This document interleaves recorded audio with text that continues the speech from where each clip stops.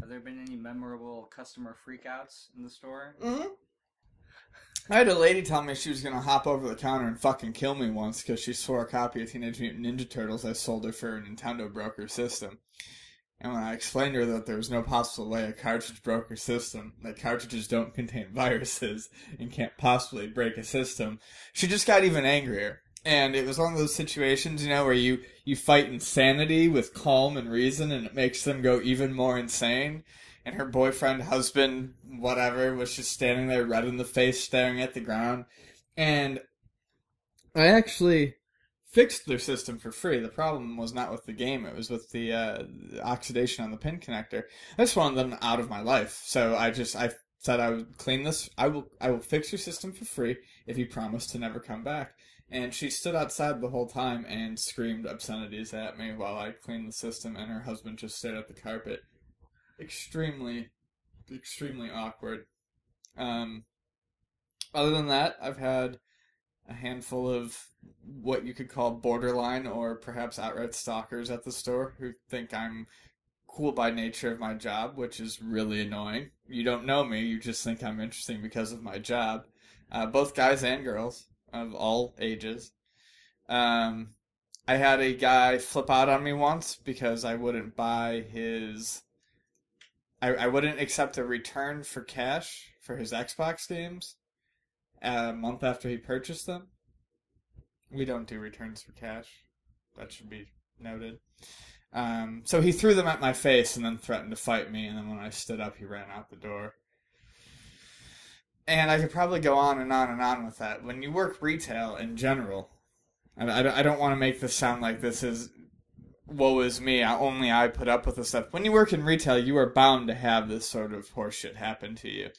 Those are just the few that jump to my mind. I am positive you've seen some pretty interesting stuff pass through the shop in terms of rarity. Can you give us a top three or even a top five in regards to the most rare items that you've come across in your years at Luna? I would say Panzer Dragoon Saga is one. That's a rare game, especially in the US. It's for the Sega Saturn. It's an RPG. It had a very, very small print run. I think something like 5,000 copies, and who knows how many of those actually still exist. It goes anywhere from $200 to $300 right now. I think I recently checked eBay. It's going for about $275, and it was really cool when we got our first copy of that. And I've also seen on the NES side of things, the Caltron 6-in-1 come in. That was a cartridge that I owned for a long time. But we got one in at work, and the guy brought in a huge box of stuff, and I was flipping through it, and he was impatient. And he was like, I need a quote, because I need to be someplace in, about 15 minutes. So I looked at what I looked at, looked in the box, caught a couple titles that were still left in the box, and said, okay. I can give you, X amount of money. I can give you. I think I paid him $75 for his box of Nintendo games and some assorted other stuff. And when I was actually inventorying it later, there was a Caltron 6-in-1 for the Nintendo at the bottom. At the time, that went for about $200, and his own impatience was what screwed him on that. My entire purchase was paid for almost 3 times by one cartridge that was in the bottom of the box that he couldn't wait for me to get to. I'd say the number one thing that we've had come through the store that's extraordinarily cool, and I can't give all the details on it, but we had the gray Nintendo World Championships cart come through. Anyone who knows their video game stuff knows that this is incredibly rare. Second only to the gold Nintendo Championships cart. And I personally think the gray cart is cooler because it was actually used in a competition. It wasn't just a giveaway prize in Nintendo Power. What this cartridge was, for people who don't know, is it was a competition that Nintendo held, and it had 3 games on it that everyone knew back then. Super Mario Brothers, Rad Racer, and Tetris. And the goal is to get 50 coins in Super Mario Brothers, which will immediately put you to Rad Racer, where you have to complete a lap. And then you finish up your time in Tetris getting as many points as possible. And it's a score attack. Whoever has the most points wins. These were used, and the gray ones were given away as prizes to finalists. Kid comes in the one day, once again, fairly impatient. with a plastic bag full of games, puts it on the counter, and goes, "Hey, I just need a Nintendo power cord. I'm repairing a Xbox 360." I'm like, "Yeah, just, give me 1 second. Let me finish this up." And he's like, "No offense, man." He's like, "I just need this power cord for a Nintendo." He's like, "I'll get out of here." He's like, "There's nothing really good in there." He's like, "But there's like 20 games." Yeah, alright. So I open up the bag, and I see nothing impressive, but I see stuff that I know will sell. Ice hockey. I love ice hockey on the Nintendo. I can sell that constantly. Tecmo Super Bowl, another good game, and Super C, which is not worth nearly as much as Contra, but, good enough. So I said, fine. I said, if you're willing to get rid of these for the power cord straight even, I said, let's do it. And I went and I grabbed the power cord, gave it to him, put the bag down on the ground. He left. I finished working on my 360. Half an hour, 45 minutes later, I sit down. I'm going to inventory these games. I pick the bag up, I put it on my lap, and I open it. And I close it right back up, and I'm looking around. I'm like, where's the fucking camera? And I open it back up again, and I go, okay, that's got to be a repro. That says Nintendo World Championships, but that's a repro. And I slide it up, and I see there's 4 dip switches on the front of it. And I pick it up, and I realize this is the real deal. I took 2 cell phone pictures and sent them to a very close friend of mine who instantly called me up and said, "If you're fucking lying to me, I'm going to kill you." I said, "I'm not," and he goes, "I won in the bidding." And we sold it within a week for an amount that I can't disclose, but it was a lot of money. So those would probably be the 3 coolest things I've seen. There's lots of stuff that I've seen come through the store that I love, but in terms of things that people know about that might think are cool, those would be them. I'm also positive that you've met a number of interesting people while working at Luna. Are there any names that you can throw out there for our geek boners? Through my job, you have to understand, I do not hate YouTube videos.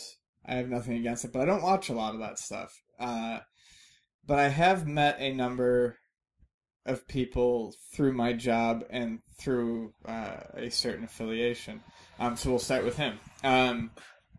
Pat the NES Punk, who some people may know, he's big on Retroware TV. He has his own website.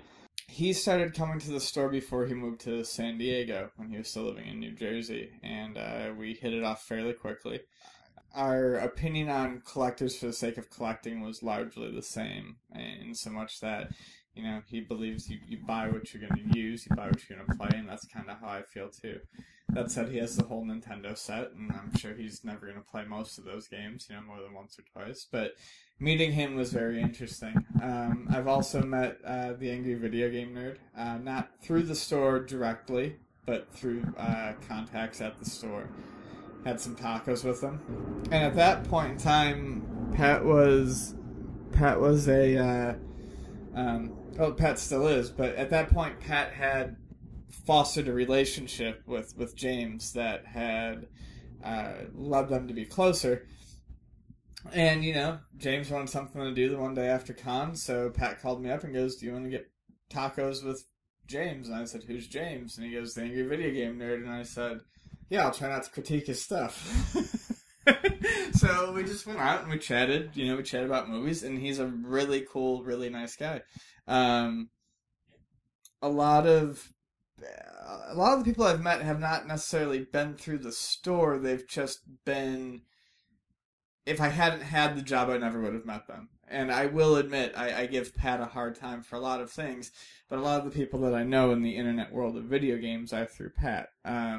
Billy and Jay of the Game Chasers, Rue from Clan of the Grey Wolf, who's one of my favorite internet personalities in terms of games because he's scientific about it and straightforward. All of these are people that I would not have known if it wasn't for the job that I have. What was that Craigslist posting you had about yourself on?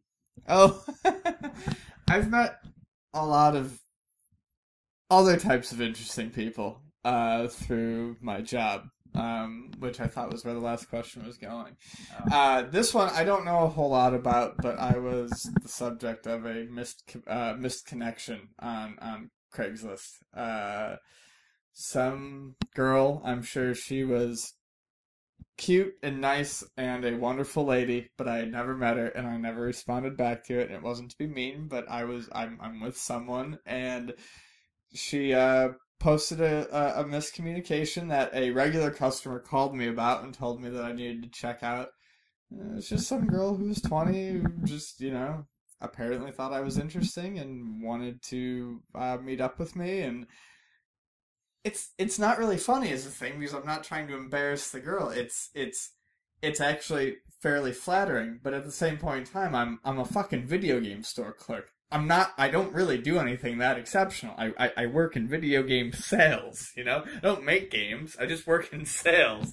And she wanted to meet up with me for a date, and like I said, I was taken, and even if I wasn't, she made it known in the ad that she was 20 and I'm 29, almost 30, and I was just like, this wouldn't have worked in any reality, so I let it go. I know you are very knowledgeable about the whole sphere of video games. The history of the consoles, the games, the known problems and the not so known problems, production numbers, you name it. What are your earliest memories in gaming, and what prompted you to continue playing and learning about them? My honest to God earliest memories of gaming boil down to probably 3. I remember sitting on my grandfather's lap with an Atari 5200 controller in my hand, him trying to teach me how to play Pac-Man using one of the world's worst controllers. But my grandfather, he was a cool guy. He loved Pac-Man, and he wanted to teach me how to play, but they had a 5200, and those joysticks are non-centering. So trying to maneuver around a maze with a joystick that never goes back to neutral is extremely difficult. I will always remember that. I will also always remember my mother teaching me how to play Centipede on the exact same system. Only the joystick wasn't a detriment at that point in time. It was good. Because it was analog, it could sort of emulate the control you had with a trackball. Meaning, if you wanted to go slow, you nudged the joystick. If you wanted to go fast, you slammed it all the way over to the side. So you got that. Wasn't as fluid, but you got the same control. As much as I love the 5200, it's a horrible system. I don't own one right now, but there's a lot of fond memories to it. My other earliest game memory comes from my dad setting up the Apple IIe that we first computer we had in my home. And according to my dad, who also remembers this story, I was about 4 or 5. And he had this game, and I wish I could remember the name of it. There's a spaceship in the center, like a UFO-style spaceship. There's asteroids that appear around it. And you have to hit numbers on a numeric keypad or on the keyboard, and each one coordinates to an angle which the laser will shoot at, and it destroys the asteroid. And if the whole ship is surrounded by these asteroids, then it's game over. So you have to constantly keep hitting buttons to shoot all these down. It's kind of like almost like a version of Simon. And according to my father, this is not according to me, I beat his high score on like my first or second attempt at like 4 or 5. Which is funny because I'm not good at games. I'm awful at video games. Like, I'm truly bad at them. But I had an aptitude for at least the machines and computers and that sort of stuff at a young age. So, yeah, that's probably my earliest memories of it. My grandparents had an Apple II. My parents had an Apple II. I spent a lot of time at both their houses. Played a lot of games on those. And the Atari 5200 was at my grandparents' house. So I was always around games, even if I didn't get a turn on them because it was a big family or whatever. I was always, they were always kind of there. When I would say 87, I got my Nintendo. So like 6 years old, 5 or 6 years old when I got my Nintendo. That was a gift my parents purchased for me for Christmas, and that kind of sealed the deal. I mean, any kid who gets a video game system as a kid is gonna love it. But my parents, especially in the early goings, were actually pretty encouraging of my interest in that hobby, as long as I was doing schoolwork and whatnot and not completely slacking off. They didn't mind it, and they didn't mind getting, I would usually say, I always joke I got 3 games a year. Birthday, Christmas, and usually my dad's birthday early on was how the games went. That was it. That was the only time you'd get games, because we weren't rich. As a matter of fact, we were pretty fucking poor growing up. But my parents loved, what I'm getting at is my parents loved playing these games as much as I did. So in the early years, they were for it. what kept me going was I got a job at an early age. Started making my own money. Started going to flea markets. I never stopped playing the original Nintendo. So I started buying all these games that I had always wanted to play as a kid. I wanted to learn more and more about them, especially the obscure titles and the weird titles. This was also around the time that my insomnia kicked in to a heavy degree, where I wasn't sleeping, and my parents always had the internet because my dad was technologically, forward thinking. He thought the internet was a good thing to have in the house. He was a history teacher. He had 2 kids that he wanted to do well in school, and the internet became something that my parents budgeted for on a meager income. But I used it to pursue my own interests when I couldn't sleep. So video games just became this, wide world of information that I could access at any time. Anytime I wanted to learn about an obscure developer, I could type it in. Even in the late 90s, mid-90s, there were diehard fans for certain developers, where you could go and learn a lot about them. Websites that really, really were influential in some of my early video game education would be like TSR's NES Pit, any of the SNK fan pages, Nintendo World. But yeah, those were all great places to get information from.